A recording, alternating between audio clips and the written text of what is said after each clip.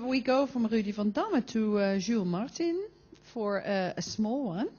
Now, who's this guy again? Jules takes a fresh and inspiring perspective on human and other resources. He wants to solve social issues by connecting people, ideas, and stuff we already have. Now, there you go. Look at this. 16-kilo boxes, 500 kilos a year household. I'm not sure that's what you need, but you're working on a big project, and that's nice, on the House of Plenty, the Huis van Overvloed, and where he builds a co-working and meeting place in Nijmegen without money.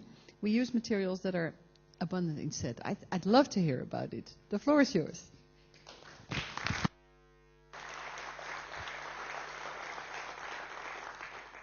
Hi there. Well, my name is Jules Martin, of course, and well, basically she told my story already. Yeah, what we are doing is we are building a house without money. And actually it's quite easy and it's really fun doing it. Let me tell you why it's fun and why it's easy. Have you ever, I'm going to ask a question and you can reply or put your hands up, okay? This is like an interaction thing. Have you ever lent a friend any money, like $3.50 or so, and then asked it back like a week later? Anyone? Yeah, I see I'm not the only one. And have you ever helped out a friend moving for an entire day? Have you ever done that? Yeah. And did you ask back for the day? Oh, it's remarkable, right? How money changes dynamics. And at the same time, let me ask another question. Who of you has at least 10 pens at home? 10 or more? Yeah, so do I, but I usually write with the same pen, you know, my favorite pen. So I think we have a lot of pens left over. Who of you guys ever painted the house recently, or the place where you stay, and you have a half bucket of paint left over? Yeah, there's a lot of hands as well. Well, so do I, of course. So I was thinking about all these things, like 1 year and a half ago, I was sitting at this table, and this table was made by Gerrit and Niels, and it was made by pieces of wood that was left over. They asked the neighbors, do you have a small piece of wood? We'd like to make a table out of it. Yeah, sure, of course, take it. Everybody has these pieces of wood. So within a few hours they had enough wood, and they made the table, and it didn't cost any penny. So it's really easy to do that. So I was figuring, okay, if you can make a house in like one morning, a table, how much time would it take to make a house? And is it possible at all? So what I did was tell everybody, well, I want to make this house, but actually I don't know how to do it. I don't know anything about building or organizing and stuff like that, so please help. One of the first guys that came to help was Ralph van Tongeren. He's somewhere in the audience, and he made this beautiful picture. He made this picture of a house of wooden pallets, because in his neighborhood a lot of people were doing some constructions, so they had a lot of wooden pallets in their home. So he designed this image with wooden pallets. So that was great. We had this image, a piece of paper, we printed it out, so suddenly the idea was more real, and the idea became his idea as well, because I shared it, and he became owner as well. You know, you have to put your ideas free, you have to let them go. So with this piece of paper, we called the city, hello, can we come for a meeting because we want to build a house? Of course. So we met Jan. Jan is the alderman, in Dutch the wethouder, so the guy who's chief about building in the city of Nijmegen. So we came up to him, and naively we just asked, well, Jan, do you have a piece of land left over? Of course, I do. Check it out. Here's the map. Pick something out. So we've picked a nice place with some water and some woods, really close to the city center. Okay, next thing, we had this drawing of a house, and we had this map with a potential location where we wanted to build something we actually didn't know how to. So I called the newspaper guys. Hello, newspaper guys. We're going to build this house without money. We have a piece of land. Is it an interesting story for you? Well, yeah, okay, it is. So they put it in a newspaper. And 1 week later, at the next meeting, with weekly meetings, suddenly 70 people showed up. People we never met, people we didn't know. So, okay, what to do? So what we did was ask them how to do it. We just asked. So we asked, we want to build a house without money. How can we do it?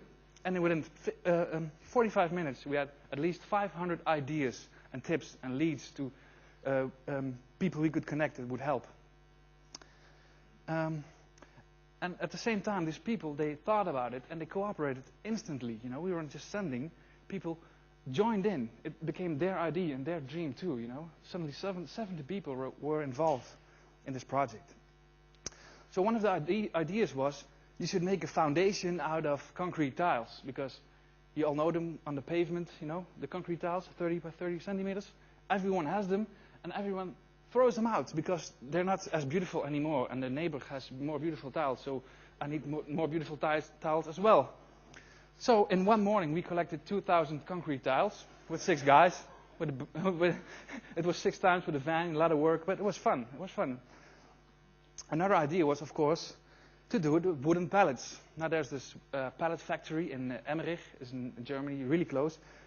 And what they do is they make millions of pallets a year, and at the same time they collect second-hand pallets. And they sell them, basically. But at the same time, they get a lot of American pallets, because they're the pallet center of Europe, you know. American pallets, and the size is in inches. And in Europe we got this metric system, and our computer systems ask for pallets in centimeters, so no one can order them. So hundreds, literally thousands of wooden pallets, hard oak, American oak, the best there is, are just lying there, left over. So we asked the guy, Michael is his name, you know, a German stiff guy with a suit. Can we have the pallets? Of course. And he looked at my 95 Toyota and he said, "You want me to bring them?" Yeah, why not? Please bring them. So he asked a friend, and with the big trucks they will bring them. Another idea, great idea. Put your wish list online. You know, like Santa Claus, one day a year, you ask for what you want, what you really want. So we did this all the time, all year long, every day. We had this wish list of all the stuff and people we needed for the project. And what happens? People come and start to help. Like Imre, this 4-year-old guy, with his mom. They brought us just some wood they had left over. People start to help if you just ask and show what you cannot do and do not have. Okay. No money. But in the end, we'll need a lot of electricity, yeah, and power, so that costs money. Not quite. Not quite. There's this solar panel factory, and what they do, of course, is produce solar panels and sell them. But because of the warranty reasons, you know, warranty, it's on every product, they have to keep the pallets for a few years, because if it breaks, they have to give the same back. Exactly the same. But a solar panel is glass with a wire that doesn't break. So what happens, every 5 years, when the warranty expires, they have a bunch of solar panels left over.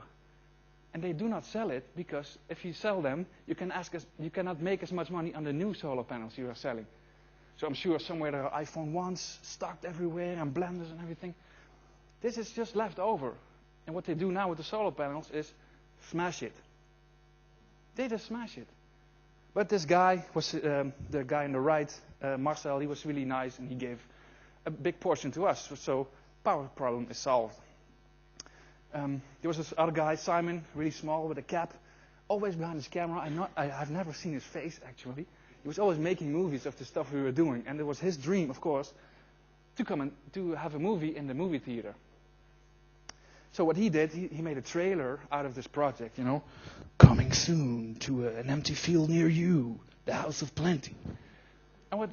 And he called the guys from the movie theater, and he asked, well, can you play this trailer with other movie trailers in front of the actual broadcast, or I don't know what the word is. And they said, okay, yeah, we have 30 seconds left over. Why not? So they did. So it was 6 months in the movie theater in Nijmegen. This great trailer he made. It was his idea, his dream, and he helped us out just by realizing it's his idea. So this is how it looks like today. Well, we dug a big hole. There's a friend of a friend of a friend, you know, has this machine, and he just likes digging. He just digs everything he encounters. So he came up, and then a few asylum seekers came to help. You know, they have nothing to do, and they are not allowed to work, but they like to work, from Syria. So great guys. This is how it looks right now. We have nearly all the stuff. About 150 people helped so far, and a lot more want to help. They're on the list, but we just hadn't. We didn't have the time to call them. So basically what I discovered, what I've learned is, it's easy. It's really easy and it's really fun to do this, to build a house without money or to do your own project you want to do. What we did is organize as a family picnic or a picnic of friends, you know, bring some stuff and have a good time. And never forget that your idea, don't protect your idea, it's not yours. If you open it up like a bird, you should set it free and people will join in. Thank you very much.